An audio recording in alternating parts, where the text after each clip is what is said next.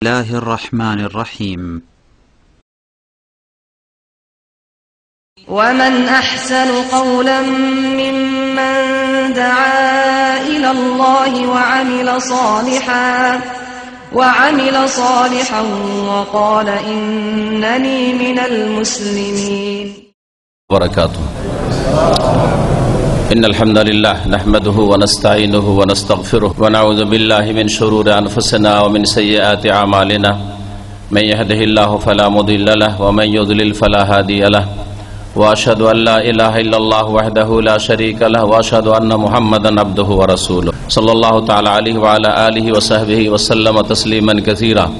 يا أيها الذين آمنوا اتقوا الله حق تقاته ولا تموتن إلا وأنتم مسلمون.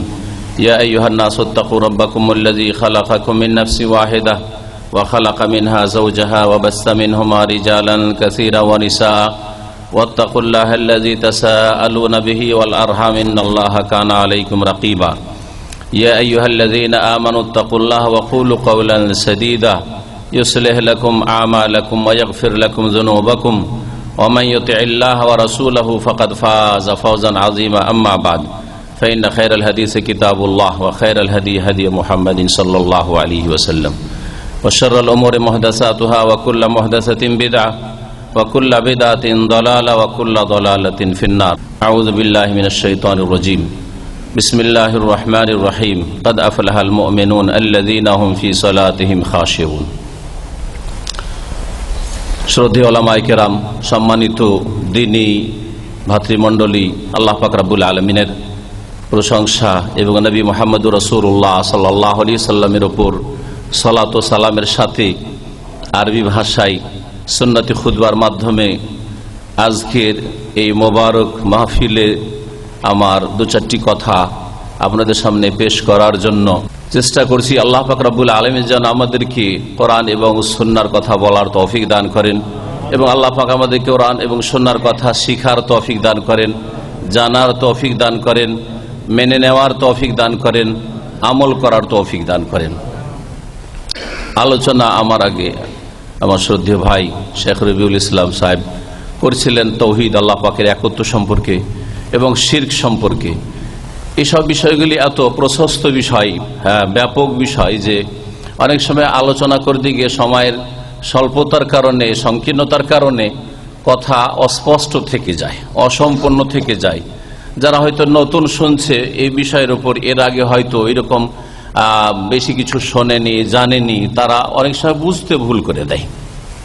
কথা অসম্পূর্ণ থেকে গেলে সময়ের স্বল্পতার কারণে মানুষ বুঝতে ভুল করে, যার ফলে এই বিষয়গুলি সম্পর্কে আপনার এক একটা আলোচনা মাঝে মধ্যে শুনে নেওয়া যথেষ্ট নয়। বরং আপনাকে দ্বীন ইসলামের প্রথম যে শিক্ষা লাভ করতে হবে সেটা হচ্ছে আল্লাহ পাকের তৌহিদ, একত্ব প্রতিষ্ঠা করা। কেমন করে আল্লাহ যে একক, এই বিষয়টিকে জানবেন, মানবেন এবং তার বাস্তবায়ন করবেন, প্রতিষ্ঠা করবেন। এই সম্পর্কে আপনাকে বিস্তারিত পড়াশোনা করতে হবে, না হয় শুনতে হবে, শোনার পরে মুখস্থ করতে হবে বিষয়গুলি, পয়েন্টগুলি, আর তারপরে সেগুলি কাজে পরিণত করতে হবে। আর না হইলে আপনার মতো অনেক মুসলিম ভাইরা যেমন ভুল করে, আপনার ওই রকম ভুল হতে থাকবে। তো এই জন্য বলছি যে এই বিষয়গুলিকে এত হালকা মনে করবেন না যে মাসে একটা করে এখানে প্রোগ্রাম হয়, আর শুনে নিলাম, হয়ে গেল, এই তো যথেষ্ট। আর নামাজ রোজা, আমার দেশের লোকের তো ধারণা যে যারা নামাজ পড়ে তারা তো মনে করে যে নামাজ পড়ছে, আর কি ইসলাম মানে শুধু তো নামাজ পড়ছি ব্যাস। অথচ শিরকি আকীদা, শিরক করছে, ইসলাম বুঝে না, ইসলামের বুনিয়াদী বিষয় বুঝে না। এমনকি যে নামাজটা পড়ছে, আদায় করছে, সেই নামাজ সালাত কেমন করে আদায় করতে হবে তাও জানে না, ভুল নামাজ পড়ে, নামাজের ফরজ বিরোধী নামাজ পড়ে, ফরজই হয়তো সম্পূর্ণ করে না, বিদআত দিয়ে নামাজ শুরু করে, বিদআত দিয়ে নামাজ শেষ করে, আর মনে করে যে আমি তো সারা জীবন নামাজ পড়লাম, কোনো নামাজই কবুল হয় না। তো ওর মধ্যে আমি এই বিষয়টিকে বোঝানোর জন্য বলছি, যেমন শেখ রবি একটি হাদিস আপনাদের সামনে পেশ করলেন শেষখানে, কিন্তু সময় যেহেতু একবার শেষ হয়ে এসছে, অস্পষ্ট হয়ে গেছে। অনেকে নতুন শুনেছেন, ভাববেন যে কি থেকে কি বুঝে ফেলবেন। নবী সাল্লাল্লাহু আলাইহি ওয়াসাল্লাম বলছে ইন্না রুকা ওয়া তামাইমা ওয়া তিওয়ালা শিরকুন, ঝাড়ফুঁক এবং তাবিজ আর প্রেম সৃষ্টি, ভালোবাসা সৃষ্টি করা অথবা বিচ্ছিন্নতা সৃষ্টি করা, এই ধরনের যেসব জাদু টোনা আছে, যেগুলিকে আমাদের দেশের লোকেরা মানুষের কাছে রুচিকর বানিয়ে দেওয়ার জন্য, মানুষেরা সহজে যেন কবুল করে নাই শিরকি কুফরি সেহের জাদুকে দুয়া তাবিজ বলে। দোয়া বলি তো ভালো হয়ে গেল, লেভেলটা ভালো হয়ে গেল।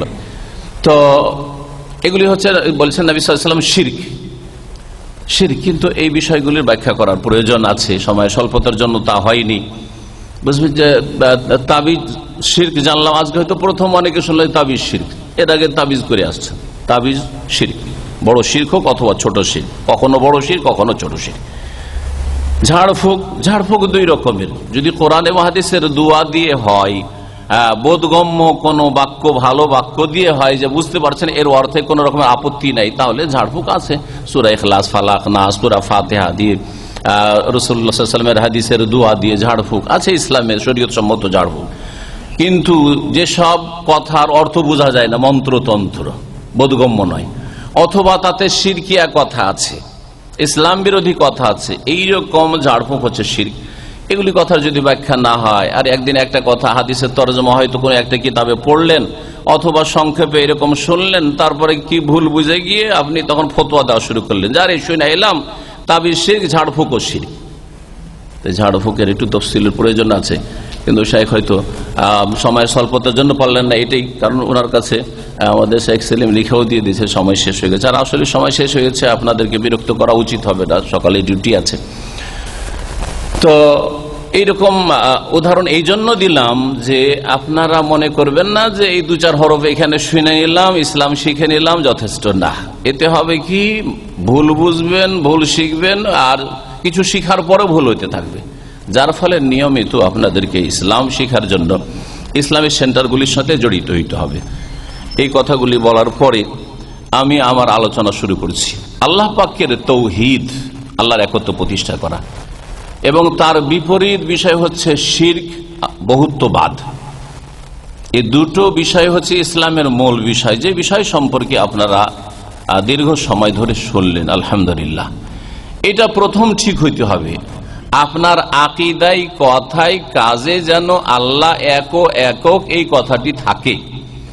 আর এর বিপরীত, আল্লাহর সাথে, আল্লাহর গুণে, আল্লাহর কাজে, আল্লাহর ইবাদতে কেউ শরীক আছে, আল্লাহ কোনো ক্ষেত্রে অপারগ হয়ে যাচ্ছেন, তার চাইতে বেশি কেউ ক্ষমতা দেখাতে পারছে, এইরকম যদি কথা হয়, তাহলে এগুলি হচ্ছে বড় কুফরি, বড় শিরক। এগুলি জানতে হবে এবং এই রকমের শিরক কুফরি থেকে পুরোপুরি বাঁচতে হবে, না হলে আপনার সারা জীবনের সেজদা কোনো কাজে আসবে না। সারা দিন হাজার হাজার বছরও যদি আপনি আয়ু পান আর সেজদায় পড়ে থাকেন, তবু এই সেজদা কাজে আসবে না। লাইন আশরাকতা লা ইয়াহবাতান্না আমালুক, শিরক করলে তোমার আমল ধ্বংস হয়ে যাবে, আল্লাহ পাক বলেছেন। তারপরে যে গুরুত্বপূর্ণ বিষয়টি, সেটা হচ্ছে তাওহীদ, আল্লাহর একত্ব আপনার ঠিক, শিরক আপনার আকীদা আমলে নেই। তারপরে ইসলামের প্রথম কাজ কি? নামাজ, সালাত আদায় করা, যাকে নবী করিম সাল্লাল্লাহু আলাইহি ওয়াসাল্লাম ভাষায়, কোরআনের ভাষায় কি বলা হয়েছে? সালাত। সালাত মানে কি? নামাজ। নামাজটা আরবি না সালাতটা আরবি? কিন্তু ফার্সিটাই বুঝি আমরা, ভারত, বাংলাদেশ, পাকিস্তানের মানুষ। কিন্তু সালাত বললে সালা, আর নতুন সৌদি আরব এসছে, ফেল করে তাকিয়ে আছে, আরে কি বলছে রে, সালা, বুঝি না, কিছু বুঝি না। যদি নামাজ বলে তাহলে বুঝবেন। এই হচ্ছে আমাদের ইসলাম জানার, ইসলামের আমাদের অবস্থা। জি হ্যাঁ, তো সালাত, তাওহীদ, আল্লাহর একত্ব, লা ইলাহা ইল্লাল্লাহ সম্পর্কে জানা এবং মেনে নেওয়া আর পালন করা, এর পরেই, এই তাওহীদের পরেই হচ্ছে সালাতের পালা, 5 ওয়াক্ত নামাজের পালা, যার সংখ্যা হচ্ছে কত রাকাত? ফরজ? 17 রাকাত সালাত ফরজ। গত মাসে আমার মনে হচ্ছে যে সালাতের ভুল ত্রুটি সম্পর্কে আলোচনা করেছিলাম। নামাজের যে ভুল ত্রুটিগুলি রয়েছে, নামাজের মধ্যে যে ভুলগুলি হয়ে থাকে, আমাদের দেশের মানুষ এক শ্রেণীর লোক রয়েছে যারা ভুল নামাজ পড়ে, ভুল ইবাদত বন্দি করে, ভুল জিকির করে, সব ক্ষেত্রে ভুল আর ভুল, যার ফলে ওদের ভুল ধরলেই অ্যালার্জি শুরু হয়ে যায়। আরে ভুল কেন ধরবে? আমরা ভুল করি, ভুল ধরবে, ওর কাজই হচ্ছে ভুল ধরা। কিছু লোকেরা লিখে আমাদের সম্পর্কে যে ওর কাজই হচ্ছে শুধু কি করা, ভুল ধরা, মানে চরম অপরাধ করে দিলাম, ওদের ভুল ধরে নিলাম সেই জন্য, তাই না? এমনকি এইরকম নোংরা ভাষা ব্যবহার করে। ও পয়দা হয়েছে মানুষের ভুল ধরার জন্য। ও জানে যে কি জন্য পয়দা হয়েছে, এটাও জানে, আল্লাহর কাছ থেকে জেনে এসছে যে কে কি জন্য পয়দা হয়েছে ওটাও জানে ও। এইরকম নিকৃষ্ট চরিত্রের মানুষ আমাদের দেশের এক শ্রেণীর লোকেরা রয়েছে, যারা এইরকম মন্তব্যগুলি করে থাকে বিভিন্ন ভাবে, তারা ফেসবুকে হোক অথবা যে কোনো ভাবে হোক না কেন। আল্লাহ পাক তাদেরকে হেদায়েত দান করেন, কারণ তারা যদি হেদায়েত হয়ে যায় আর তৌহিদবাদী মুসলিমদের সাথে তারাও হয়ে জান্নাতে যায়, তো আমাদের কোনো ক্ষয়ক্ষতি করলো না, আমাদের পয়সা নষ্ট হইলো না, আমাদের সংসারের ক্ষয়ক্ষতি হলো না, আমার আপনার জান্নাত নিল। হ্যাঁ, আল্লাহ পাক তাকে জান্নাত দিল আর রহম করলো, অসুবিধাটা কি? তো এই জন্য সবসময় তাদের হেদায়েত কামনা করি। আল্লাহ পাক তাদেরকে যেন বুঝার তৌফিক দান করেন, তাদেরকে হেদায়েত দান করেন। ওদের উত্তরে একটি কথা বলি যে কালেমা তাইয়্যিবাতেই প্রথম আল্লাহ ভুল ধরেছেন, তারপরে কারেকশন করেছেন। শুনে রাখেন ভালো করে, আল্লাহ স্বয়ং যেটি হচ্ছে ইসলামের মূল কালেমা, সেটা কি? লা ইলাহা ইল্লাল্লাহ। দুটো কথা আছে না? দুটো কথা আছে না নেই? জি। লা ইলাহা মানে কি? আল্লাহ নাই না এলা নেই? আরে আল্লাহ নাই বলছি, উপাস্য নেই। মানে এই যে তোমরা উপাসনা করছো দেব দেবীর, আর মাজারে সেজদা করছো, আর পীরকে সেজদা করছো, আর এদেরকে বলছো এরা গস কুতুব দিতে পারে, দরগা দুর্গা থেকে পাওয়া যেতে পারে, এগুলো নেই। তো আল্লাহ আগে ভুল ধরলেন কি ধরলেন না? এগুলো নেই মানে এগুলো তোমাদের ভুল। আল্লাহ ভুল ধরলেন না ধরলেন না? আগে ভুল ধরা হয়েছে। ইল্লাল্লাহ, হ্যাঁ আল্লাহর ইবাদত আছে, এটা হচ্ছে কারেকশন, সংশোধন। তো আগে আল্লাহ ভুল ধরেছেন না? ভালো করে শুনে রাখেন, পয়েন্ট ভালো করে শুনে রাখেন। তো ইসলামে আগে কি করা হয়েছে? মানুষের ভুল সংশোধন করা হয়েছে, তারপরে সঠিকটা শিখানো হয়েছে। এটা প্রত্যেকে করে। যারা আমাদের বিরুদ্ধে বলে তাদের গুমরাহির কারণে, তারাও তাদের দৈনন্দিন জীবনে করে। তারা যদি চাষি হয় তাহলে চাষাবাদ করতে গেলে এটাই করে না? বন জঙ্গল ঘাস লেগে আছে জমিতে, প্রথমে বীজ ছিটাই, হ্যাঁ সার ছিটাই, ঘাস লেগে আছে আগে সার ছিটিয়ে দিই, বীজ ছিটিয়ে দিই, না ঘাসগুলিকে আগে মারে? ঘাসগুলি মারে, ঘাসগুলি ভুল, ঘাস কোনো কাজে আসবে না। ঘাস মারে, আগাছা সাফ করে, ঠিক না? আগাছা সাফ করে, এটা হচ্ছে কি করা? ভুল সংশোধন করা, জমিকে সাফ সুতরা করা, পরিষ্কার পরিচ্ছন্ন করা। এই ঘাস আগাছা যদি জমিতে থেকে যায় তো আমার সার ছিটাতে কোনো লাভ হবে না, আর বীজ ছিটানো তো কোনো লাভ হবে না। হবে? এই কাজটা ওরাও করে। আমাদের মধ্যেকার সহি আকীদার চাষি কৃষকও করে, আর যারা কবর মাজারওয়ালা ধর্ম পালন করে আর পীরতন্ত্রের ধর্ম পালন করে, তারাও এইরকমই চাষি, একই রকমের চাষাবাদ করে। আর তারপরে তখন যখন জমি চাষাবাদ করে কি হয়ে গেল, একেবারে আগাছা মুক্ত হয়ে গেছে, তখন কি করে? বীজ বপন করে, বীজ ছিটিয়েছি যাতে করে ফলন ভালো হয়, হ্যাঁ সেই জন্য তখন তার সেবা যত্ন করে, তখন তাতে সার দেয়, তখন তাতে সেচ দেয়, ঠিক কিনা? সেচ দেয়। এগুলো হচ্ছে কারেকশন, সংশোধন। ঠিক ওই রকমই যে কোনো ইবাদত বন্দেগীর ক্ষেত্রে শিরক হচ্ছে ভুল, আগে ভুল সংশোধন করতে হবে। তাওহীদ হচ্ছে কারেকশন, তাওহীদ তারপরে প্রতিষ্ঠা করতে হবে। আল্লাহ পাক স্বয়ং কোরআনে কারীমে এই বিষয়গুলি প্রায় আয়াতগুলিতে বলেছেন, যেগুলি তাওহীদ সম্পর্কিত আয়াত। ফামান ইয়াকফুর বিত্তাগুত ওয়া ইউমিন বিল্লাহ, যে তাগুতের সাথে কুফরি করলো, তাগুতকে অস্বীকার করলো, তাগুত হচ্ছে বাতিল, হ্যাঁ বাতিলকে অস্বীকার করলো, শিরক হচ্ছে বাতিল, মাজার পূজা হচ্ছে বাতিল, হ্যাঁ দেবদেবীর পূজা হচ্ছে বাতিল, মানুষের তৈরি করা আইন কানুন যদি কোরআন সুন্নাহ বিরোধী হয় তাহলে সে বাতিল। যে তাগুতকে অস্বীকার করলো, এটা কি ভুল ধরা না কারেকশন করা? হ্যাঁ আগে ভুল ধরা, এটা তাই না? ভুল ধরলেন এটা। ফামান ইয়াকফুর বিত্তাগুত, তাগুত ভুল, তাগুতকে অস্বীকার করো, ওয়া ইউমিন বিল্লাহ, তারপরে ঈমান আনো, তারপরে ঈমান আনো। ঈমান এনে সুসজ্জিত হওয়া। আগে সাজার আগে প্রত্যেকেই সাজে না? সাজে না? সারাদিন কাজকর্ম করে এলেন, শরীরে ময়লা ধুলো বালি লেগে আছে, সাজবেন না? সাজবেন না? আগে আতর লাগাবেন, হ্যাঁ আগে ভালো জামা কাপড় পরবেন পরিষ্কার পরিচ্ছন্ন, না আগে আপনি ময়লা আবর্জনা সাফ করবেন সাবান মেখে গোসল করে? কোনটা করবেন? হ্যাঁ, এই শরীরে ময়লা আবর্জনা হচ্ছে ভুল, এটা থাকা চলবে না আপনার গায়ে। সুতরাং পরিষ্কার করতে হবে শরীরকে, আর তারপরে তখন কি করতে হবে? তারপরে তখন ভালো ভালো জামা কাপড় পরেন, আর চিরুনি করেন, আর ভালো আপনি যা করবেন তাই করেন, মহিলাদের মতো মেকআপ করেন, যা করবেন তাই করেন, ঠিক না? জি হ্যাঁ। নামাজের ক্ষেত্রে আমি নামাজের সম্পর্কে বলবো, আজকে বলবো সহি নামাজ, বিশুদ্ধ সালাত। আপনি সহি শুদ্ধ সালাত কেমন করে পড়বেন? সালাতের তরিকা যদি বলতে যাই তো বড় লম্বা হয়ে যাবে, হ্যাঁ, আর সবগুলি যদি বলতে যাই তবু বড় লম্বা হয়ে যাবে। এই জন্য 2-4-5টি পয়েন্ট আপনাদের সামনে সালাতের শুরু থেকে শেষ পর্যন্ত তুলে ধরবো। যেই জায়গাগুলিতে ভুল করে থাকে মানুষ, আমি সহিটা আজকে বলবো, আজকে ভুলটা ধরবো না আপনাদের। কোনটা বলবো? সহিটা বলবো। প্রথমত, সালাতে যখন আপনি দাঁড়াচ্ছেন তখন নিয়ত করবেন। কি করবেন? নিয়ত করবেন। মুখে না, এখানে অন্তরে নিয়ত করবেন। এটা আমি ঠিকটা বললাম। আর ভুলটা কি? পড়াটা, নয়তো পড়াটা। ভুলটা আজকে বলবো না, শুধু ইঙ্গিত করে দিলাম। কি করবেন? নিয়ত করবেন। কারণ প্রিয় নবী মুহাম্মদ রাসূলুল্লাহ সাল্লাল্লাহু আলাইহি ওয়াসাল্লাম বলেছেন, ইন্নামাল আমালু বিন্নিয়াহ। হ্যাঁ, যে কোনো আমল নির্ভরশীল, যে কোনো কর্ম নির্ভরশীল কিসের ওপর?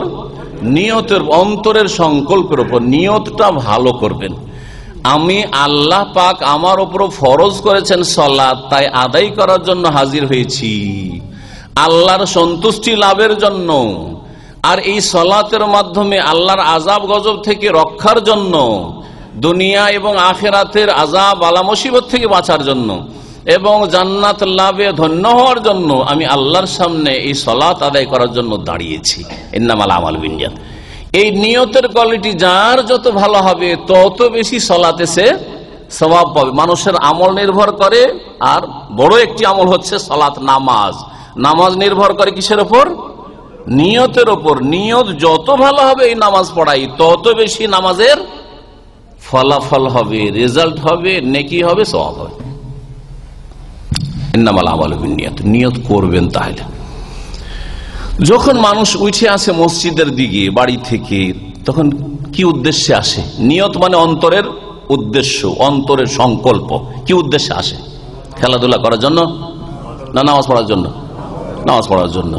যখন ফরজের সময় থাকে তো ফরজ নামাজ পড়ার নিয়তি আসছে, ঠিক না?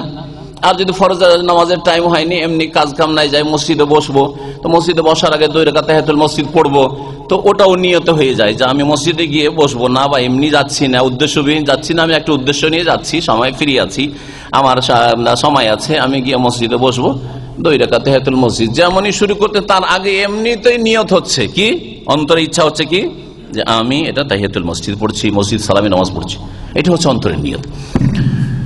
নিয়ত করতে হবে। নিয়ত করা হচ্ছে নামাজের জন্য শর্ত। ভালো করে শুনেন, নিয়ত করা নামাজের জন্য কি শর্ত? শর্ত ফরজ না সুন্নাত না মুস্তাহাব না কি? ফরজ। শর্ত হচ্ছে কি?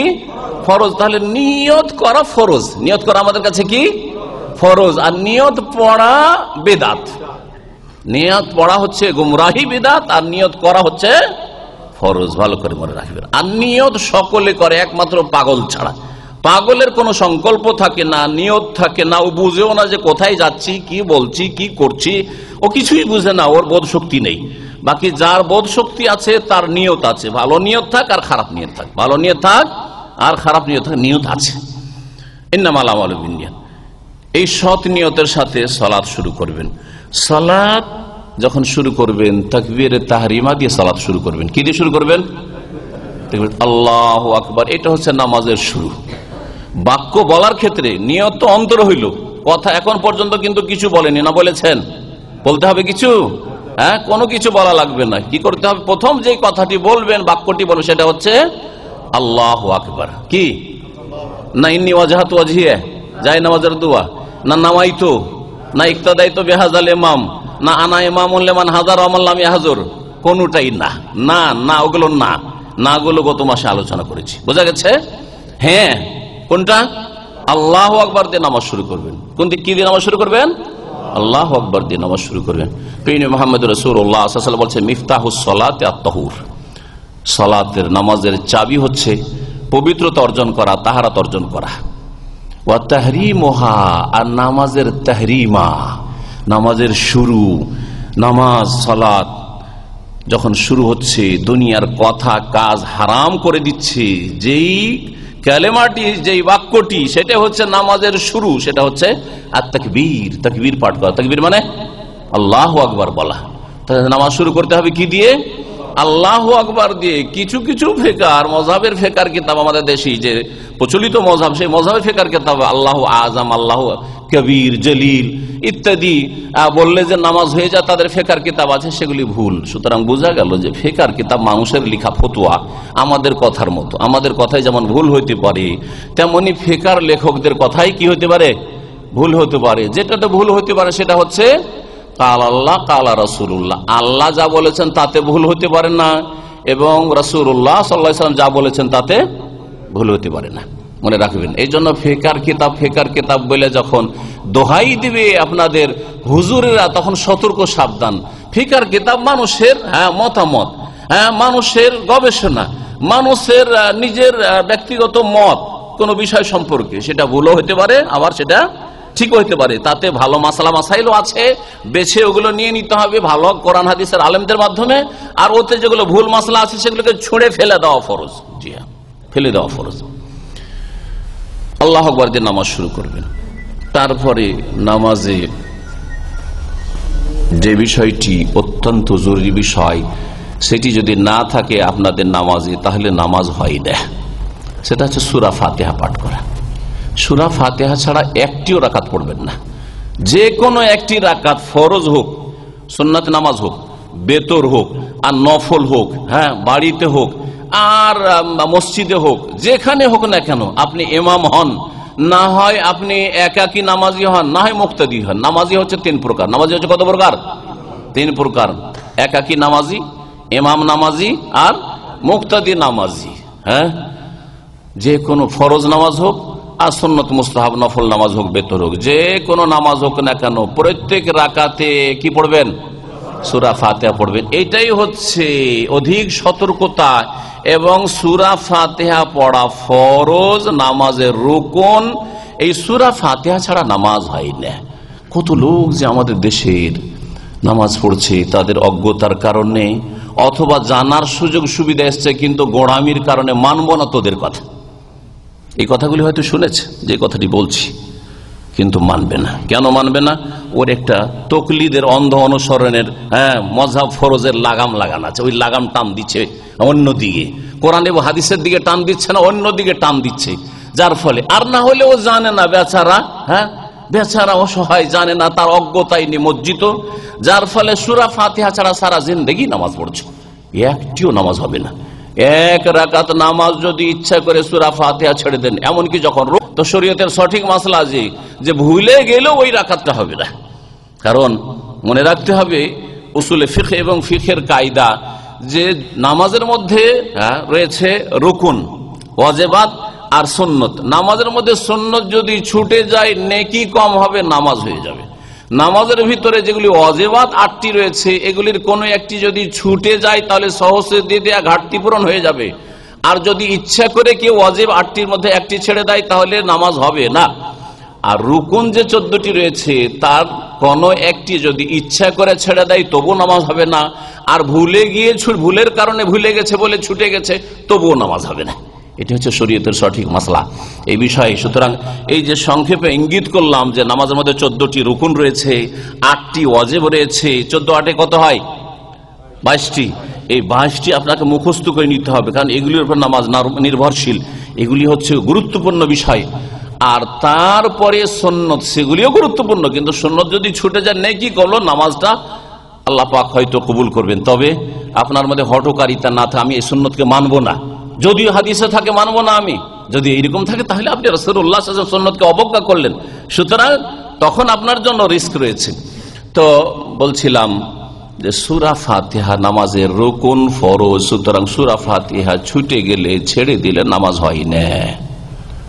নবী মুহাম্মদ রাসূলুল্লাহ সাল্লাল্লাহু আলাইহি ওয়াসাল্লামের এই মর্মে অনেকগুলি হাদিস রয়েছে। একটি প্রসিদ্ধ হাদিস শুধু শোনাই। নবী সাল্লাল্লাহু আলাইহি ওয়াসাল্লাম বলছেন, লা সালাতা লিমান লাম ইয়াকরা বিফাতিহাতিল কিতাব। নামাজ হয় না ওই সব লোকদের যারা সূরা ফাতিহা পড়ে না। যারা সূরা ফাতিহা পড়ে তাদের লা সালাত, কোনো নামাজ নেই তাদের, কোনো নামাজ হয় না তাদের, নামাজ হয় না, মোটি হয় না। ইমাম যদি সূরা ফাতিহা না পড়ে তার নামাজ হবে না, মুক্তাদি একাকী নামাজি যদি সূরা ফাতিহা না পড়ে তারও নামাজ হবে না, মুক্তাদি যদি সূরা ফাতিহা না পড়ে তারও নামাজ হবে না। যদিও একটা বিষয়ে একটু ইখতিলাফ শক্তিশালী আছে, যখন শুনছে ওই সময় পড়া ওই রকমই ফরজ না, তখন তাকে ছাড় দেওয়া হয়েছে যে শুনে নেওয়াটা তোমার, পড়ে নেওয়ার বিকল্প। এই বিষয়ে ইখতিলাফ খুব শক্তিশালী আছে, আর দুই দিকেই দলিল কম নেই। কিন্তু তারপরে এই ক্ষেত্রে অধিক সতর্কতা, এহতিয়াত, সাবধানতা, আপনার নামাজের সেভ করা। সবকিছু আমরা কিন্তু সেভ করি। ব্যাংক থেকে টাকা পয়সা নিয়ে বেরোচ্ছেন, খুব সতর্কতার সাথে বাড়ি ফিরেন কিন্তু, তাই না? কোম্পানি থেকে বেতন নিয়ে বেরোচ্ছেন, 1000 টাকা বেতন হইলেও কিন্তু খুব সাবধানে রাস্তাঘাটে চলাফেরা করেন। দামি একটা মোবাইল আপনি ব্যবহার করছেন, হঠাৎ করে রাস্তাঘাটে কল চলে এসছে, সাবধানে কিন্তু রিসিভ করেন। আর যারা সাবধান নয় তারা বেকুব। তাদের যে রাস্তা থেকে কত মোবাইল ছিনতাই হয় মার্কেটে আপনাদের জানা আছে, আছে না নেই? এই ভদ্রলোক কথা বলছে আরামে, দামি একটা মোবাইল নিয়ে, গ্যালাক্সি বা আইফোন নিয়ে রাস্তাঘাটে কথা বলছে, আর ছো মেরে নিয়ে চলে গেল। শুধু হাঁটার লোক না, গাড়িতে গ্লাস খুলে, কিছুদিন আগে শুনলাম, গ্লাস খুলে এক ভদ্রলোক কথা বলছে এইরকম দামি মোবাইল নিয়ে, আর ওই দিক থেকে খারাপ ছেলে ছো মেরে মোবাইলটা নিয়ে চলে গেল। এটা আপনার সাবধানতা হইল যে রাস্তাতে কল চলে এসে, এবং এই জন্য যে কোনো জায়গায় আপনাকে উঠিয়ে নিতে হবে না, আপনাকে চারপাশে দেখে নিতে হবে যে এখানে আমার মোবাইলের নিরাপত্তা আছে কিনা, আমার এখানে সিকিউরিটি আছে কিনা, এখানে কোনো খারাপ লোক থেকে আমি নিরাপদ কিনা, তারপরে আপনি মোবাইলটা রিসিভ করেন। না হলে একটু পরে আপনি কল করবেন, যাবে 2 রিয়াল যাবে, কিন্তু মোবাইলটা তো বাঁচলো 2-4 হাজার রিয়ালের। জি হ্যাঁ, আপনি এগুলো তো বুঝছেন। এগুলো বোঝাচ্ছে কি জন্য? যে এর চাইতে অনেক বেশি আপনাকে গুরুত্ব দিতে হবে কিসের? নামাজের। নামাজ সম্পর্কে বেপরোয়া, আরে নামাজ পড়লি হলো। সৌদি আরবের লোকেরা বলছে সূরা ফাতিহা না পড়লে নামাজ হয় না, আর এইসব শেখের, ইসলামিক সেন্টার শেখেরা বলছে সূরা ফাতিহা না পড়লে নামাজ হয় না। আমাদের দেশে হাজার হাজার হুজুর বলছে সূরা ফাতিহা মুক্তাদি পড়া লাগবে না, অসুবিধা নেই, পড়বো না। নামাজকে আপনি রিস্কে রাখলেন। আপনি মুক্তাদি হইলেও, জোরে শুনলেও ওয়ালা দাল্লিন আমিন পড়া হয়ে যাচ্ছে, আপনি আপনার সূরা ফাতিহা পড়েন, সোজা কথা। আবু হুরায়রা রাদিয়াল্লাহু তাআলা আনহু এটি ফতোয়া ছিল। আবু হুরায়রা রাদিয়াল্লাহু তাআলা আনহুকে তার ছাত্র যখন জিজ্ঞেস করলেন যে হে আবু হুরায়রা, বলেন তো ইন্নানা কুনু আহইয়ানান ওয়ারা আল ইমাম, আমরা যে ইমামের পিছনে থাকি তখন কি করব? ইমামের পিছনে থাকি তখন কি করব? আমরা সূরা ফাতিহা পড়বো না বা শুনে নেব, থাকবো? তখন তিনি একথা বলেননি যে যদি উচ্চ স্বরে পড়ে তো পড়িও না, আর মনে মনে পড়ে তাহলে পড়ে নিও। তখন কিন্তু বলেছে ইকরা বিহা ফি নাফসিকা ইয়া ফারসি। হে ফারসি, সে পারস্য দেশে, ওই ছাত্র ছিল সাইব বিন ইয়াজিদ, সে ছিল পারস্য দেশের। সুতরাং এই পারস্য দেশের লোক, তুমি মনে মনে পড়ে নিও। ইকরা বিহা ফি নাফসিকা, মনে মনে, মানে আস্তে আস্তে করে তুমি সূরা ফাতিহাটা পড়ে নিও, সূরা ফাতিহা পড়ে নিও। তাহলে সূরা ফাতিহা সর্ব অবস্থায় পড়তে হবে, না হলে আপনার নামাজ হবে না। মনে রাখবেন এই কথা। এবং আজকে থেকে বলবো বিশেষ করে ভাইদেরকে যারা এখনো সূরা ফাতিহা ইমামের পিছনে পড়েন না, অনেকে মাসলা জেনেছেন কিন্তু আগে থেকে যে গিয়ারে দেওয়া আছে বিনা সূরা ফাতিহার নামাজ, বুঝেন না, অভ্যাসে আছে। বদ অভ্যাস মানুষকে ভুলিয়ে দেয়, খেয়ালই থাকে না। আরে নামাজ হয়ে যাওয়ার পরে খেয়াল করে আজকে তো সূরা ফাতিহা পড়লাম না, কারণ ওই তরিকাতে, আগের তরিকাতে নামাজ পড়ে অভ্যাস হয়ে আছে, যার ফলে মাসলা হয়তো জেনে ফেলেছেন যে সূরা ফাতিহা ছাড়া নামাজ হয় না, এইটাই ঠিক, কিন্তু আমলে আপনি প্র্যাকটিক্যাল করেননি, যার ফলে সব জায়গায় ঠিক পড়ছেন, অটোমেটিক্যালি আত্তাহিয়াত পড়ছেন, দরুদ শরীফ পড়ছেন, রুকুর তাসবিহ পড়ছেন, সিজদার তাসবিহ পড়ছেন, সবকিছুই পড়ছেন, একমাত্র সূরা ফাতিহার জায়গায় দাঁড়িয়ে চুপচাপ, বাস। কখনো না, আপনি আপনার সংশোধন করেন, কারণ নামাজের ওপর সমস্ত ইবাদত বন্দেগী নির্ভরশীল। সূরা মুমিনুনের শুরুতে আল্লাহ পাক কয়েকটি আয়াতে মুমিন যারা জান্নাতি, জান্নাতুল ফিরদৌস আল্লাহ পাক তাদের জন্য প্রস্তুত করে রেখেছেন, তাদের গুণাবলী বর্ণনা করেছেন, তাদের বৈশিষ্ট্য বর্ণনা করেছেন। প্রথম শুরু করেছেন নামাজ দিয়ে, আর শেষ করেছেন এই গুণাবলী বর্ণনা করা আবার নামাজ দিয়ে, সালাত দিয়ে। আল্লাহ পাক কি বলছেন? কাদ আফলাহাল মুমিনুন, সফল কাম সেই ইমানদার লোকেরা, মুমিন মুসলিমরা, আল্লাযীনা হুম ফি সালাতিহিম খাশিউন, যারা তাদের সালাতে, নামাজে বিনয়ী, যাদের নামাজে খুশু আছে, খুশুর সাথে যারা নামাজ পড়ে। খুশু বুঝাবো একটু পরে। আর শেষখানে আবার গিয়ে বৈশিষ্ট্য বর্ণনা করতে বলছে ওয়াল্লাযীনা হুম আলা সালাওয়াতিহিম ইউহাফিজুন, আর ওই সব মুমিন মুসলিমরাই কি সফল কাম, কামিয়াব, সাকসেস, এবং ওরাই হচ্ছে জান্নাতুল ফিরদাউসের ওয়ারিস, যারা তাদের নামাজের হেফাজত করে। নামাজের কি করে? হেফাজত। একটু আগে বললাম না আপনার নামাজের হেফাজত হচ্ছে যে মানুষ ইখতিলাফ, একদল বলছে যে যখন শুনছেন জোরে জোরে তখন সূরা ফাতিহা পড়বেন না, আর একদল বলছেন যে পড়লেন, আপনার নামাজের হেফাজত হচ্ছে যে আমি পড়িনি, কারণ সূরা ফাতিহা না পড়লে নামাজ হয় না। আর সূরা ফাতিহা হয়তো আপনারও ফরজ নাই, কিন্তু পড়ে নিলেন, নামাজ হবে না এমন কথা কোথাও নেই। কোথাও এটা নাই যে আল্লাহ কিয়ামতে জিজ্ঞেস করবে যে তুই সূরা ফাতিহা কেন পড়লি, কিন্তু সূরা ফাতিহা পড়লেন না নামাজ হবে না এই কথা। আর বহু হাদিস আছে যার ফলে ওয়াল্লাযীনা হুম আলা সালাওয়াতিহিম ইউহাফিজুন, নামাজের হেফাজতের একটা দিক হচ্ছে যে সূরা ফাতিহা সর্ব অবস্থায় পড়বেন। আল্লাহ পাক রব্বুল আলামিন এই সালাত সম্পর্কে দুটি কথা বলেছেন। সালাত সম্পর্কে যখন আলোচনা করেছি আরেকটি দিক আলোচনা করি সালাত সম্পর্কে। নামাজের দুটো দিক আছে, যেমন আপনার আমার দুটো দিক আছে। মানুষ দুটো জিনিসের সমষ্টির নাম কি বলতে পারেন? দেখি আপনাদের ব্রেনে কতটুকু আসছে। মানুষ হচ্ছে দুটো জিনিসের বা দুটো বস্তুর সমষ্টির নাম। বলেন। ভালো মন্দ, ব্রেন ওইদিকে যায়নি। এটার নাম কি? দেহ। এটার নাম কি? বডি, দেহ, তাই না? দেহ না, এটা আমাদেরই না, আপনারই না শরীর, আমার না শরীর। আর একটা দেহের ভিতরে আছে, ওটার নাম হচ্ছে রূহ, আত্মা। ওটার নাম কি? আত্মা। যদি আত্মা না থাকে তো এই দেহের নাম কি? মৃত, লাশ, তাই না? মূল্য আছে। এটাকে একবার কোন আলোচনাতে বলেছিলাম, হয়তো এখানে অথবা অন্য জায়গায়, যে মরা লাশ পড়ে আছে। স্ত্রীর কাছে কত প্রিয় আপনি, তাই না? বাপ মার কাছে তো আছেনই, বাপ মার ছেলে আপনি, স্ত্রীর কাছে কত প্রিয় স্বামী, তাই না? কিন্তু আপনার ইন্তেকাল হওয়ার পরে যদি সবাই চলে যায়, আপনার মৃত লাশ ছেড়ে দিয়ে আপনার স্ত্রীর কাছে যে রাতটা থাকো, সকাল 10টায় দাফন হবে, তুমি একাই নিয়ে থাকো, সাহস করবে? সাহস করবে? ঘাবড়িয়ে যাবে। কেন? পার্থক্যটা কি? মৃত দেহ, দেহে রূহ নাই, রূহবিহীন। জি হ্যাঁ, আত্মা তাহলে কত মূল্যবান চিন্তা করেন, রূহের কত দাম তাহলে চিন্তা করেন। শরীরে যদি আত্মা না থাকে তো আপনার শরীরের নাম মৃত। আপনাকে কেউ রাখতে চাইবে? কেউ রাখতে চাইবে? তাড়াতাড়ি দাফন করো, তাড়াতাড়ি দাফন করো, গরমের দিন, না হইলে গন্ধ ছড়িয়ে যাবে, গন্ধ ছড়িয়ে যাবে, ফুলে যাবে, ইত্যাদি ইত্যাদি। সুবহানাল্লাহ, কত গুরুত্বপূর্ণ তাহলে আত্মা শরীরের। এখন এর বিপরীতটা, আত্মা আছে কিন্তু দেহ নেই, এমন কোন মানুষ দুনিয়াতে আছে নাকি? যে অমুক লোকের আত্মা আছে, দেহ নেই, আছে নাকি? আছে? নেই, দুনিয়াতে পাওয়া যাবে না। আত্মাবিহীন দেহ থাকলে তার নাম হচ্ছে মৃত, মৃত দেহ। আর যদি আত্মা থাকে বলেন আর দেহ নাই, তো এটা কাল্পনিক বিষয়। এটা কি? কল্পনা মাত্র, বাস্তবে নেই, ঠিক না? নামাজের ওইরকম দুটো দিক আছে। নামাজের ওইরকম কি আছে? দুটো দিক আছে। একটা হচ্ছে নামাজের বডি, আর একটা হচ্ছে নামাজের রূহ, নামাজের বাদান, বা জিসিম আরবিতে। দেহ নামাজের বডি, আর নামাজের রূহ আত্মা। নামাজের আত্মা কি?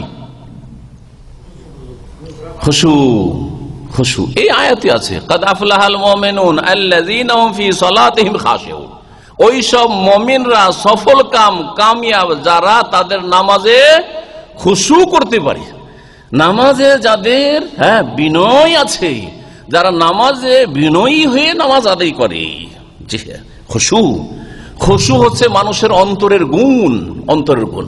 অন্তরে খুশু হয়, অন্তরে যখন খুশু সৃষ্টি হয় তখন তার সুপ্রভাব পড়ে মানুষের অঙ্গ প্রত্যঙ্গ, মাথা থেকে পা পর্যন্ত সবকিছুর ওপর, তার কথাবার্তার ওপর, তার জবানের ওপর, তার চালচলনের ওপর।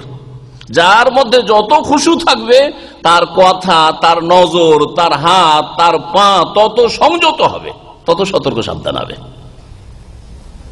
তো নামাজের রূহ হচ্ছে, নামাজের রূহ কি বললাম? খুশু। জি হ্যাঁ। আর নামাজের বডি, নামাজের বডি কি তাহলে? নামাজের বডি বাহ্যিক যতগুলি কাজ আছে, কথা এবং কাজ, বাহ্যিক নামাজের শুরু থেকে শেষ পর্যন্ত যতগুলি কথা কাজ আছে এগুলি হচ্ছে নামাজের দেহ, শরীর। নামাজের মধ্যে আল্লাহু আকবার, যা রফাইল আদাইন করলেন আর আল্লাহু আকবার বলে, এটা হচ্ছে নামাজের একটা অঙ্গ, শরীরের অঙ্গ, হ্যাঁ, বাহ্যিক। যখন আপনি বুকে হাত বেঁধে দাঁড়ালেন, কিয়াম, এর নাম হচ্ছে কিয়াম। ওয়াকুমু লিল্লাহি কানিতিন, আল্লাহর সামনে অনুগত হয়ে দাঁড়াও সালাতে। হাফিজু আলা সালাওয়াতি ওয়াস সালাতিল উস্তা ওয়াকুমু লিল্লাহি কানিতিন। নামাজের কিয়াম রুকুন, এটা হচ্ছে নামাজের একটা গুরুত্বপূর্ণ বডির অঙ্গ। জি, নামাজের মধ্যে একটা বডির অঙ্গ হচ্ছে রুকু, আর একটি হচ্ছে সেজদা, আর একটি হচ্ছে সেজদার মাঝখানে বৈঠক, আল জালসা বাইনা সাজদাতাইন, আর একটি হচ্ছে প্রথম বৈঠক, তাশাহুদের বৈঠক, আর একটা হচ্ছে শেষ বৈঠক, আর একটা হচ্ছে সালাম। এগুলো হচ্ছে নামাজের কি, যে বডি আছে, বডির বিভিন্ন অঙ্গ প্রত্যঙ্গ। নামাজের যে বডি আছে, বডির অঙ্গ প্রত্যঙ্গ। আপনি আপনার শরীরের যত্নের ক্ষেত্রে যেমন রুহের যত্ন করবেন, তেমনি দেহের যত্ন করবেন, শরীরের অঙ্গ প্রত্যঙ্গের যত্ন করবেন, ঠিক কিনা? আপনি যেমন শরীরের যত্ন করছেন তেমনি রুহের যত্ন আগে।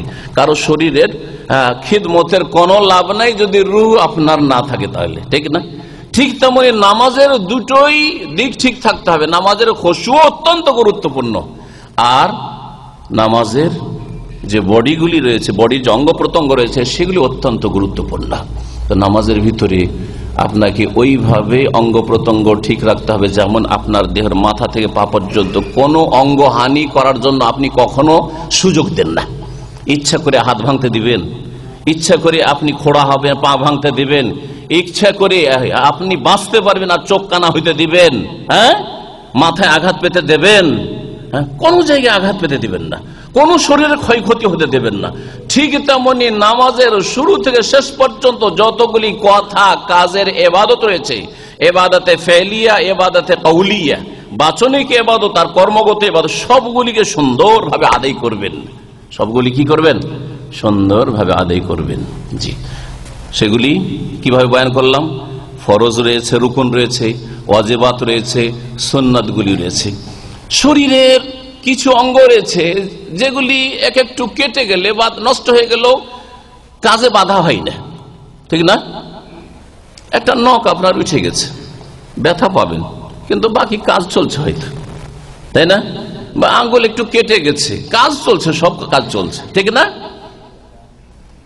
ইত্যাদি। এইরকম কিছু কিছু ছোট ছোট অঙ্গ আছে শরীরের, যে অঙ্গগুলি যদি নষ্ট হয়ে যায় তবুও শরীরের যে ডিউটি আছে, কাজ আছে, সব চলবে। ঠিক ওই রকমই নামাজের মধ্যে সুন্নত কিছু আছে, ওইগুলো যদি নাও হয় তবু নামাজ হবে, কিন্তু আপনি ইচ্ছা করে সুন্নত ছাড়বেন কেন? এই কথাটি বলছি, আপনি আপনার কানের একটু এইটুকু কাটতে দেবেন না, জেনে শুনে, যেখানে এটুকু আমার কেটে যাক। হ্যাঁ, আমাদের সব মহিলারা কানে যে অলংকার পরে থাকে, চোর চুরি করতে আসে, ডাকাত ডাকাতি করতে আসে, কান ছিঁড়ে নিয়ে চলে যায়। শুনেছেন না? শোনেন নাই?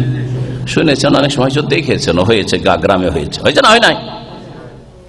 এটা কখনো কেউ বরদাস্ত করে মেনে নিবে যে তার স্ত্রী কান ছিঁড়ে যাক? মেনে নেবে? কেউ মেনে নেবে না। তাহলে আপনি কি করে আপনার নামাজের ক্ষেত্রে মেনে নিচ্ছেন যে এটা সুন্নাত, রফায়দান সুন্নাত, আমিন জোরে বলা সুন্নাত, বুকে হাত বাঁধা সুন্নাত, হ্যাঁ, এটা সুন্নাত, ওইটা সুন্নাত, আরে না করলে বা কি হবে? এগুলো নিয়ে কেমন এত বাড়াবাড়ি? এগুলো কেন বলেন? এগুলো বলা ঠিক? বুঝতে পেরেছেন এবারে কেন বললাম এই উদাহরণটি? তো নামাজে সূরা ফাতিহার গুরুত্বের কথা বলছিলাম। সূরা ফাতিহা ছাড়া নামাজ হয় না, এটা ঠিক করেন। তারপরে হাত বাঁধবেন। হাত বাঁধার ক্ষেত্রে দ্বিমত আছে, কেউ বলছে নাভির নিচে বাঁধেন, কেউ বলছে বুকের উপরে বাঁধেন, কেউ বলছে হাত ছেড়ে পড়লেও চলবে। আপনাকে কোনটা নিতে হবে? একটা নিলে হয় নাকি? না, রাসূলুল্লাহ সাল্লাল্লাহু আলাইহি ওয়াসাল্লাম যেমন করেছেন তেমন করবেন আপনি? সহিহ হাদিস দ্বারা আমরা জানতে পারি যে রাসূলুল্লাহ সাল্লাল্লাহু আলাইহি ওয়াসাল্লাম বুকের উপর হাত বেঁধেছেন, সুতরাং আপনি বুকের উপর হাত বাঁধার চেষ্টা করবেন। সেটা নিয়ে যদি আপনার বড় ধরনের ঝগড়ার আশঙ্কা না থাকে, গ্রামে একাই গিয়েছেন আর ওইটাই নিয়ে বাড়াবাড়ি করবে, নামাজ না পড়লে কি বলবে না কিছু, গোঁড়ামি এত সীমা ছড়িয়ে গেছে যে গ্রামে গিয়ে যদি নামাজ না পড়ে একবারও কে গ্রামবাসী জিজ্ঞেস করবে না যে নামাজ কেন পড়ানো, সৌদি আরব থেকে এসছো, হজ করে এসছো, নামাজ কেন পড়ানো, কেউ বলবে না। কিন্তু যদি আপনি বুকের উপরে হাত বেঁধে নেন তো ওইটা নিয়ে ঝগড়া শুরু করে, মসজিদে মারামারি শুরু করে দেবে, তখন সুন্নতগুলিকে স্থগিত রাখেন। এটা হিকমত, এটা হচ্ছে হিকমত। স্থগিত রাখেন মানে আপাতত করিয়েন না, কিন্তু করার চেষ্টা রাখেন। সারা জীবন করব না, সারা জীবন চেষ্টাও করব না, কাউকে জানাবো না, লুকিয়ে রেখে দেবো, এইটাও ভুল তরিকা। এটাও ভুল তরিকা। চেষ্টা থাকবে, নিয়ত থাকবে যে আল্লাহ যদি পরিবেশ অনুকূল হইতো, আর মসজিদটা যদি আমার পক্ষে হইতো, আমার যদি মুসল্লিরা গ্রামবাসী যদি আমার পক্ষে মোটামুটি হইতো, আমাকে বাধা না সৃষ্টি করতো, তো তোমার নবীর এই সুন্নতগুলি আমি ছাড়তাম না। বুকের উপর হাত বাঁধা, আমিন জোরে বলা, রফাইদান করে নামাজ পড়া, এগুলিতে গায়ের জ্বালা বেশি। এই তিনটি সুন্নতে বেশি গায়ের জ্বালা। যদি এত গায়ের জ্বালা থাকে যে আপনার ওখানে বাস করা মুশকিল করে দিবে, হিকমতের খাতিরে আপনি ওখানে আপাতত ক্ষান্ত রাখেন, স্থগিত রাখেন, আর চেষ্টা করতে থাকেন, লোক তৈরি করতে থাকেন। এর চাইতে বড় বড় রোগ আছে, সেগুলি সারাতে থাকেন। কিন্তু যদি দেখেন যে আলহামদুলিল্লাহ আমরা 10-20 জন আছি, অথবা গ্রামবাসীর উদারতা আছে, যে যেমন নামাজ পড়ছে পড়ুক, নামাজ পড়লেই হইল, তাহলে ওরা রফাইদান করে না তাই বলে আমি করব না, আমি একা রফাইদান করবো, অসুবিধা নেই। যদি বাধা না থাকে আমি একা রফাইদান করব, একা জোরে আমিন বলবো, একা বুকের উপর হাত বাঁধবো, এই সুন্নতগুলি পালন করব। যদি দেখেন যে এখানে করলে ফায়দায় আছে, বরং লোকেরা শিখবে, এবং অথবা এর ছাড়া আরেকটা দিক আছে, সেটা হচ্ছে যে আপনার ওই গ্রামে বেশি প্রভাব, আপনার বংশের প্রভাব, আপনাদের সামনে কেউ মুখ উঠিয়ে কথা বলতে পারবে না, আপনাদের বিরুদ্ধে কেউ কথা বলতে পারবে না, আপনার বিরুদ্ধে কেউ অ্যাকশন নিতে পারবে না, আপনার তারা মুখাপেক্ষী, আপনার অর্থের মুখাপেক্ষী। হ্যাঁ, সুতরাং ওই ক্ষেত্রে আপনার এই দুনিয়ার যে শক্তি, ক্ষমতা, প্রভাব দিয়ে আপনার সহি নামাজকে আপনার গ্রামে কায়েম করতে হবে। আমার কথাগুলি ভালো করে বোঝার চেষ্টা করুন। অনেক বংশ আছে, শক্তিশালী বংশ, একাই রফায়দান করলে কেউ কিছু বলতে পারবে না, একাই যদি জোরে আমিন বলেন কেউ কিছু করতে পারবে না, একাই যদি আপনি সহিহ সুন্নাত তরিকায় নামাজ পড়েন, মোনাজাত না করেন, চলে আসেন, কেউ কিছু বলতে পারবে না। তাহলে সেখানে আপনি নিজেকে একা মনে করবেন না। একা থাকলেও আমি তাদের 100 জনের সমান ক্ষমতা রাখি, আমার বংশ ক্ষমতা রাখে, সুতরাং এটাকে আমার আল্লাহর ইবাদত বন্দেগীর ক্ষেত্রে এই শক্তিটাকে, এই নিয়ামতকে কাজে লাগাবো। আল্লাহ পাক যেন তৌফিক দান করেন। কথা লম্বা না করে যখন আপনি রুকু থেকে উঠবেন, রুকু থেকে উঠার পরে বুকে হাত বাঁধবেন না হাত ছাড়বেন, এটি একটি মাসলা বলি, কারণ এটা নিয়ে কিছু লোকেরা বাড়াবাড়ি শুরু করে দেয়। সৌদি আরবে কি আমল দেখছেন এটার? সৌদি আরবে বাঁধে, আরবরা বেশিরভাগ কি করে? বাঁধে। ভারত, বাংলাদেশ, পাকিস্তানে যারা সহি আকীদার লোক তারাও বাঁধে না, ঠিক না? এটা হচ্ছে প্রচলন। দেশে রফায়দানের কথা হয়তো যারা করে না তারাও শুনেছে, আমিন জোরে বলার কথা শুনেছে, কিন্তু এই বিষয়টি সহি আকীদার আলেম ওলামাদের মধ্যেই যেখানে দ্বিমত আছে যে রুকু থেকে উঠে বুকে হাত বাঁধবো আবার না হাত ছেড়েই রাখবো, তাদের মধ্যেই যখন ইখতিলাফ আছে, আর এই ক্ষেত্রে স্পষ্ট কোনো দলিল প্রমাণ পাওয়া যায় না বুকের উপর হাত বাঁধার, সুতরাং এটা নিয়ে বাড়াবাড়ি করবেন না। সৌদি আরব থেকে নিয়ে গিয়ে এটাকে ওইভাবে চালু করতে হবে যেইভাবে রফায়দান চালু করলেন, যেইভাবে আপনি সেখানে আপনার আমিন জোরে বলা চালু করলেন, সেখানে বুকে হাত বাঁধা চালু করলেন, মোনাজাতটা উঠালেন, ওইভাবে আপনাকে রুকুর পরেও বুকে হাত বাঁধতে হবে, জরুরি নয়। এটা না করলেও কোনো দোষের কথা নাই। তবে ভালো করে মনে রাখবেন, যদি কেউ না করে তাকে বলবেন না যে কেন করেন না। দল ধরেন যে দল ভারী আপনাদের বুকের উপরে হাত বাঁধারি, আর 1-2 বাঁধে না, বলবেন না যে আপনি কেন রুকুর পরে বুকে হাত বাঁধেন না, এটাও বলবেন না। আর যদি এর বিপরীতটাও হয়, কেউ বাঁধেন না আর 1-2 বাঁধছে গিয়ে, ও হিকমত বুঝে না, ও দেখে গেছে, মনে করেছে এইটাই ঠিক, একবারে নিশ্চিত ঠিক আমি বলতে পারবো না, নিশ্চিত ঠিক মনে করে সে বুকে হাত বাঁধা শুরু করলো, আর এইটা নিয়ে ঝগড়া বাঁধিয়ে দিল। এমন একটা জিনিস নিয়ে ঝগড়া বাঁধিয়ে দিলেন বিষয় দিয়ে, যেটা আসলে সুনিশ্চিত সাব্যস্ত নয়, হতে পারে আবার নাও হইতে পারে। সুতরাং এটা নিয়ে বাড়াবাড়ি কেউ করবেন না, কোনো পক্ষ করবেন না।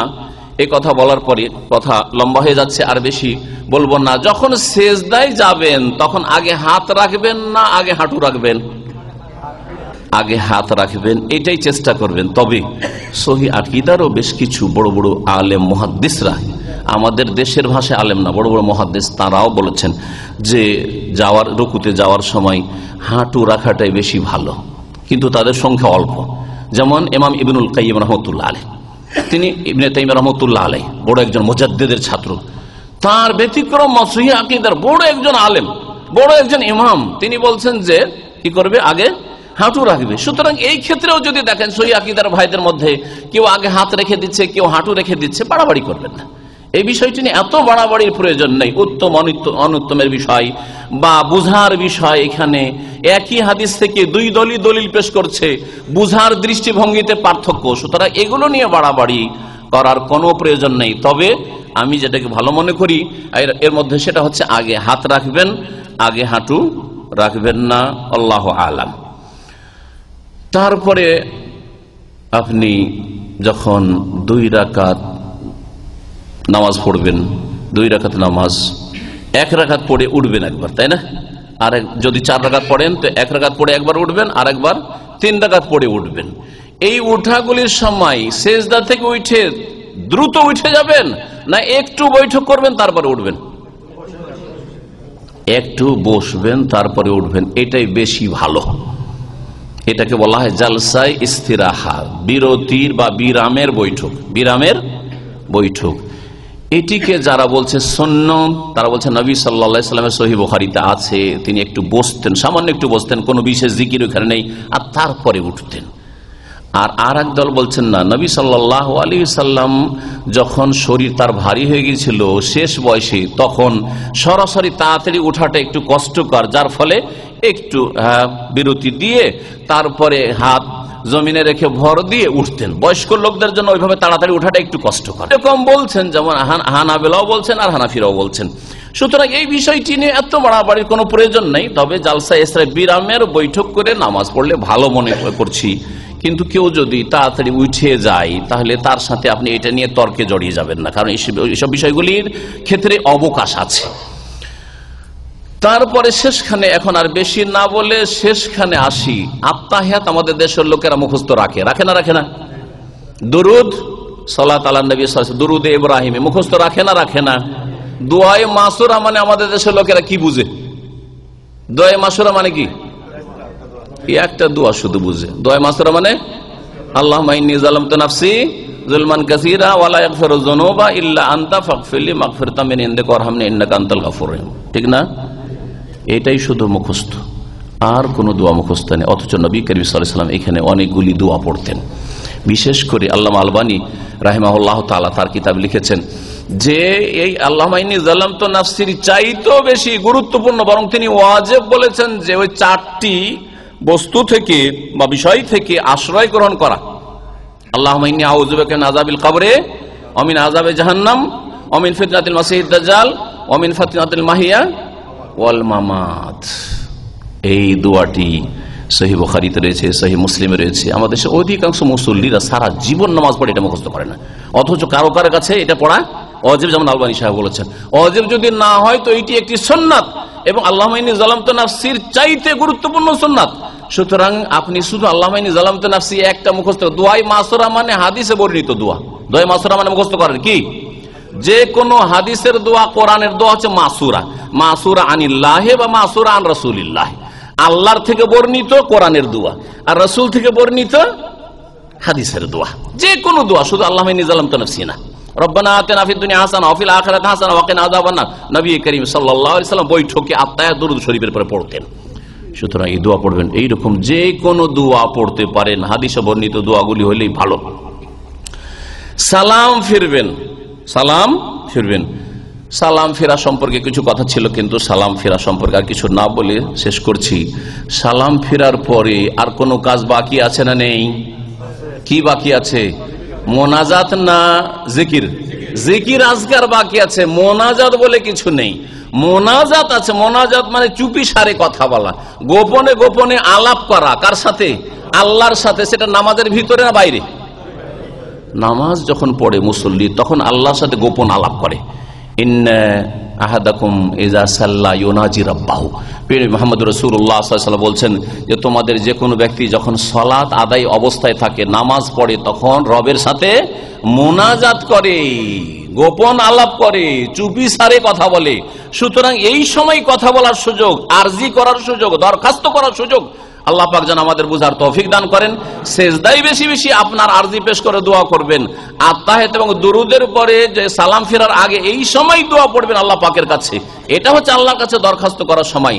সালাম ফেরার পরে সম্মিলিত মোনাজাত নবী করিম সাল্লাল্লাহু আলাইহি ওয়াসাল্লাম জীবনে একবারও করেননি। ভালো করে শুনেন, একটা ওয়াক্তের নামাজেও কেউ প্রমাণ দিতে পারবে না যে নবী দোয়া করছেন আর সাহাবীরা আমিন আমিন বলছেন। এই তরিকার মোনাজাত একদিনও নবী সাল্লাল্লাহু আলাইহি ওয়াসাল্লাম করেনি, না সহিহ হাদিস আছে না জয়ীফ হাদিস আছে। সুতরাং কথাটি ভালো করে বুঝবেন, নবী দোয়া করছেন আর মুক্তা দিয়ে সাহাবীরা আমিন আমিন বলছেন, এইরকম হাদিস সহিহও নেই জয়ীফও নেই। সুতরাং এই রকমের বিদাতি কাজ করবেন না। দেখেন আলহামদুলিল্লাহ আরব দেশে এই সুন্নতি তরিকা আছে, শুধু আরব দেশে না, আপনাদের জানাবার জন্য বলি। আর অনেক আগে বলেছিলাম, বাংলাদেশের সবচেয়ে বড় মাদ্রাসা, কওমি মাদ্রাসা হচ্ছে হাটহাজারী মাদ্রাসা। হাটহাজারী মাদ্রাসা কেউ গেছেন কি? কেউ গেছেন? যদি হ্যাঁ গেছেন, ওখানে মোনাজাত হয়? মোনাজাত হয়? হয় না, দেখলেন হয় না, সাক্ষী। জি, হাটহাজারী দেওবন্দি মাদ্রাসা, হানাফি মাদ্রাসা, তারাও বুঝতে পারে, তার আগে দোয়া করতো, আজকে থেকে 30-40 বছর আগে দোয়া করতো। আর ওদের সাথে আরেকটি ফুটিয়া মাদ্রাসা কক্সবাজারে সম্ভবত, হ্যাঁ ফুটিয়া, ওই দুটো মাদ্রাসার মধ্যে শুধু দ্বন্দ্ব, এই দোয়ার ঝগড়া নিয়ে। একদল বলছে দোয়া করবো, আর একদল বলছে দোয়া করবো না। হাটহাজারী ওয়ালা যখন দোয়া উঠিয়ে দিল, তখন ওরা আরেকটা মাদ্রাসা খুললো। এইরকম তাদের গন্ডগোল দোয়া নিয়ে হয়েছে। কিন্তু এত বড় গন্ডগোল হইলেও তারা এই বিদআত কে তারা হানাফি হওয়া সত্ত্বেও ছেড়ে দিয়েছে। তাইলে বোঝা গেল যে এটা শুধু সৌদি আরবের আমল নয়, এটা রাসূলুল্লাহ সাল্লাল্লাহু আলাইহি ওয়াসাল্লাম আমল, এটা সাহাবীদের আমল, এটা তাবেঈনদের আমল, এটা 4 ইমামের আমল, এটা হচ্ছে ইমাম আবু হানিফার আমল, এটা হচ্ছে আবু হানিফার মাযহাব যে সালাম ফেরার পরে মোনাজাত নেই, আর এটা হচ্ছে হাটহাজারীর আমল। আল্লাহ পাক তাদের বাকি ক্ষেত্রেও যেন কোরআন এবং সহিহ হাদিসের দিকে ফিরে আসার তৌফিক দান করেন। আমাদের সকলকে যেন সংশোধনে আল্লাহ পাক তৌফিক দান করেন, সহিহ শুদ্ধ নামাজ আদায় করার যেন তৌফিক দান করেন। আল্লাহ পাক আমাদের নামাজ যেন খুশু দান করেন। আল্লাহ পাক রব্বুল আমাদেরকে যেন জান্নাতুল ফিরদৌস দান করেন। সুবহান রাব্বিকা রাব্বিল ইজ্জাতি আম্মা ইয়াসিফুন ওয়া সালামুন আলাল মুরসালিন ওয়ালহামদুলিল্লাহি রাব্বিল আলামিন।